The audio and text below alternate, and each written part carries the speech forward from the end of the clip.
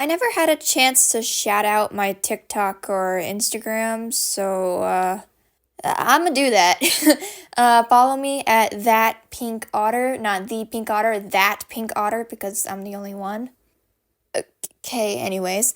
I have stuck around this community longer than I like to admit, particularly before I had the suffix teen in my age status. Ever since my kindergarten teacher introduced me to Peppa Pig, my child self decided on that day, on the rainbow rug with kid puke on it, that I was gonna engrave the name YouTube in my brain.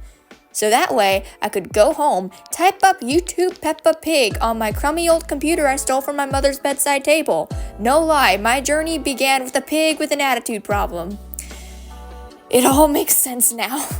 Because I engraved the word YouTube in my brain, that's how I got into video editing. And wham bam Christmas ham, on my 11th birthday we got ourselves an Otter on the internet making Animal Jam videos.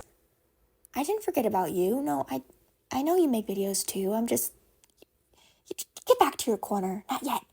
Unfortunately, because I was so young, I had to learn a lot of unhealthy patterns and tropes in the Animal Jam community. Looking back, I was way too young to properly handle the world's wrath. It didn't intend to, but it did shape me in ways I can never heal. Enough about me. I know why you're all here. You read the title, so I won't tangle his presence anymore. I genuinely knew, when this video suggestion surfaced, that I was not credible enough to properly convey an accurate depiction of our lives outside of filming.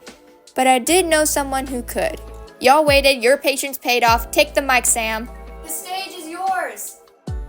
Howdy folks, I've been invited today by an otter with a more diluted shade of red to talk about the truth of being an Animal Jam content creator, essentially what goes on behind the scenes and the sort of struggles that weigh heavy on you when you're making Animal Jam.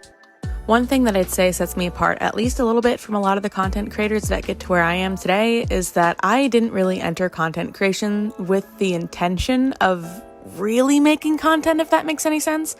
At least to my knowledge, most content creators start making content because they want people to see it. Whereas I started making content because I was bored. No, like actually because I was bored. I was a senior in high school and I didn't really have any interesting hobbies. I recently stepped down from the My Singing Monsters community and I had a lot of free time on my hands. And I tend to consider myself to be a pretty angry person. A lot of things gets under my skin, and while I might not hold it against people per se, I definitely have a lot of strong opinions that I like to share. And a lot of the times those opinions in the past have led to arguments, so I was like, hey, what if instead of starting arguments and being angry to myself, what if I started putting these opinions out on the internet for more or less nobody to see, but maybe one person would see it, two people would see it, and that'd be well enough. What I was not expecting was for one random video that, by the way, I thought was poorly produced about the Animal Jam ambassadors to blow up, and then within 3 days being contacted by Mrs. Wisteria Moon herself. To say that that blindsided me would be an absolute understatement. That was like running me over head-on but with a pickup truck and then following it up with a semi. I literally, when I got these DMs and when my phone was blowing up with notifications, out of nowhere by the way, in the middle of class at my high school, I had to hide in the closet of my digital media producer's classroom. And I was like literally sitting in that closet staring at my phone and then pacing around the room because I had already finished my work for the week. And he was just staring at me like a deer in headlights trying to figure out what was wrong with me. And when I told him, he gave me a look in the eyes, a little shaky thumbs up, and okay, good for you. Because this grown man in his 40s has never heard of an Animal Jam, let alone a wisteria, and so had no idea why I was freaking out. All he knew was it made me happy, so it kind of left me alone to do my little autistic thing by myself.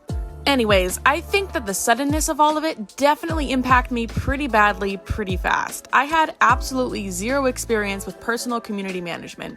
Of course, I had managed communities before in the form of a My Singing Monsters Discord server with at the time 12,000 members, but managing a Discord server where the people don't care about you, they care about a completely separate franchise is so much different than handling a YouTube channel where people are there because of you.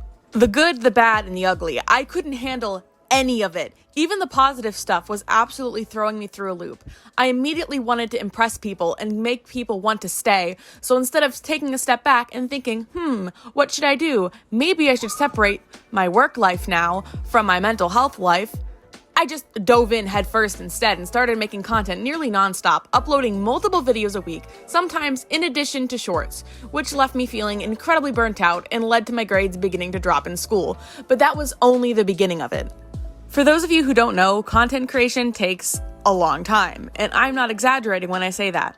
While I may get cut a little bit loose because I don't write scripts, nor do I read scripts, because if I have to write anything, I would just want to die, I still have a lot that goes into the production of my videos. Recording the footage alone, and I mean the background footage, not even my voice, sometimes takes upwards of an hour. And then on top of that, because I don't really know how to do things efficiently, getting the music for the background of my videos usually takes an additional 30 minutes, and that's before I even start doing my voice and getting the images and editing. My voiceovers then usually take anywhere between another half hour to another full hour, and then editing, oh honey, editing can take anywhere from 1 to 4 to even more than that.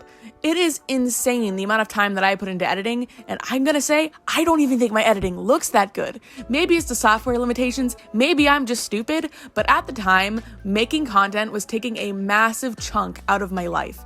I was editing at school, I was recording in the closet of my video producer's classroom, I was doing so much, and I wasn't enjoying it anymore. The biggest mistake that I'd say that I made when I jumped into content was oversaturating myself. Even with the constant production of content aside, I put too much on myself. I rebranded every single social media that I had to be KijiCon related. I changed my Reddit account to be KijiCon related. I changed my Instagram account to be KijiCon related. I changed my Discord account, which is and still is my main form of communication, to be KijiCon related, which meant that I had absolutely no escape from content creation. If I wanted to talk to my boyfriend or some of my friends outside of Animal Jam on Discord, people who knew me and were in my Discord server, which I wholly regret making, would see, oh my god, KijiCon's online, it's time to DM him. If I wanted to log on to Animal Jam to calm down and release some stress, people would be swarming me, oh my god, it's KijiCon, and I wouldn't be able to escape there. On Instagram, KijiCon. On YouTube, KijiCon. On Reddit, KijiCon. Everywhere that I went, the KijiCon name was following me, and that definitely started to take its toll. While at first I think that I managed everything somewhat decently in the public image, it was definitely starting to take a hit behind the scenes. There are some people out there in every single community, Animal Jam and otherwise, who will do anything in their power to make you miserable for little to no reason at all.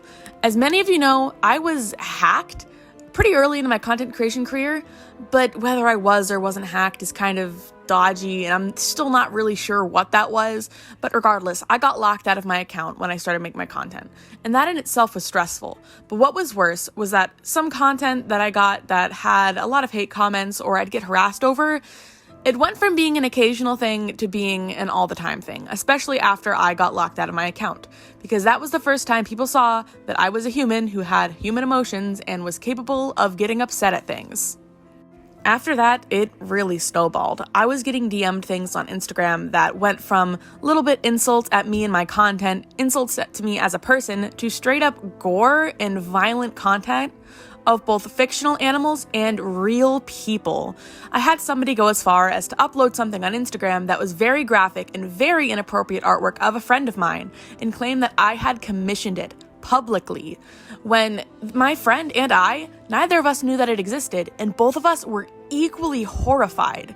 At the time, I was a moderator for the Animal Jam subreddit, and people began replying to my comments and my posts with gifs of gore, or with links that led to websites that had gore on it. That went so far that the moderators of the Animal Jam subreddit had to remove replies that contained images. Things got even worse when on one of my live streams, I got doxxed. They revealed the school that I went to in the area that I lived, as well as my full name, including my dead name.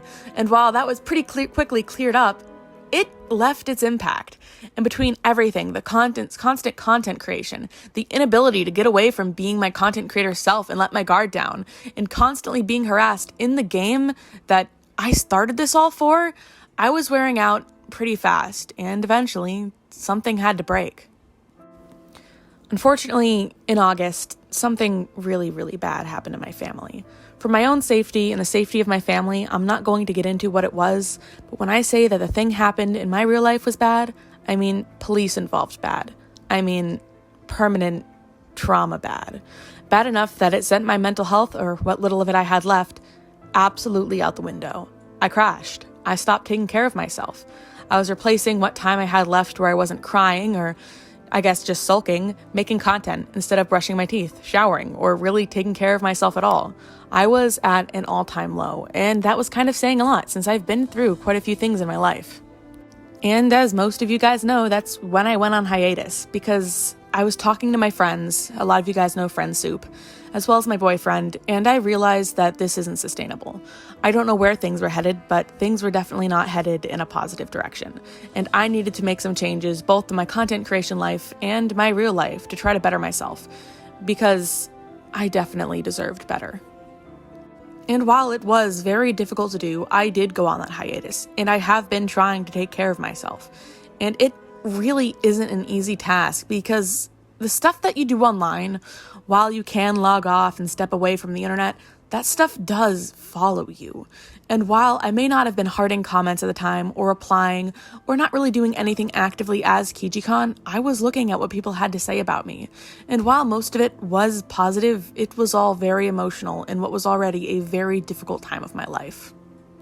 And so when I decided that I did want to come back and start making content, but do it more so for me, to make me happy, to be something that I enjoyed, I knew right away that I'd have to make a lot of changes, not just in my content itself, but in my mentality. Instead of focusing on getting weekly uploads out like I used to before, and getting at least one full-length video and 3 shorts out per week, I am now focusing on making content that I enjoy and that I find to be higher quality over quantity. And on top of that, I'm separating myself a little bit from my whole KijiCon thing.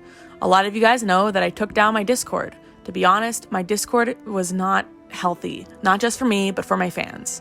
Discord can be a pretty toxic place, and a place where some pretty disgusting people go to hide.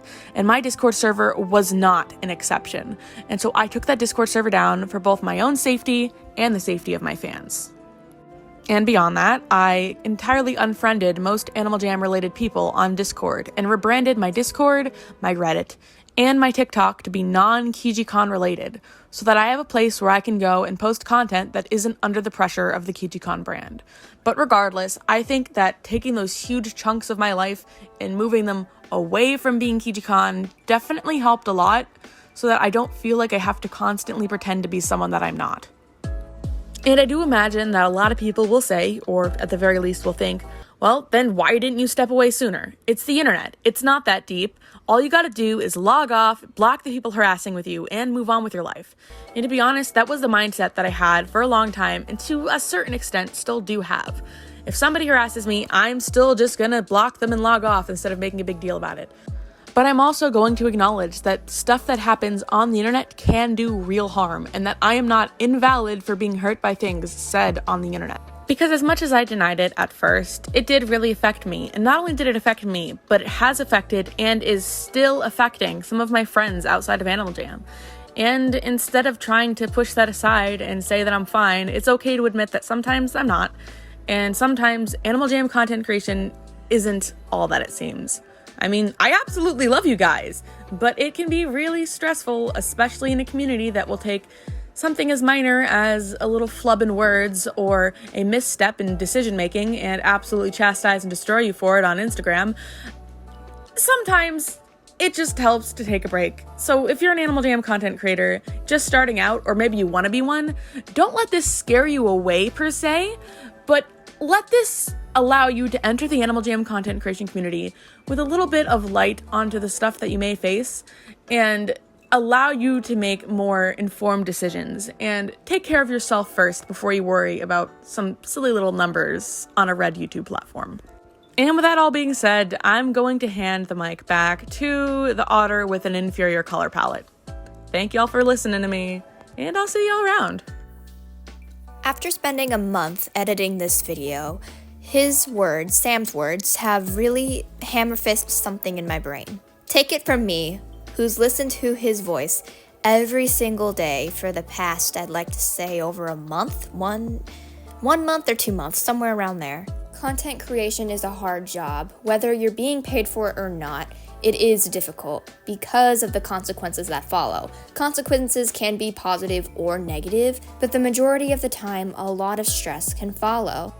Of course, I don't have enough time to get into the experiences that I dealt with, because personally, I believe that other YouTubers that are like Sam and I should speak forward first. Of course, I don't have enough time to get into the stuff that I personally went through as an Animal Jam content creator because I'm partially still trying to heal from those experiences and they are relatively hard to talk about.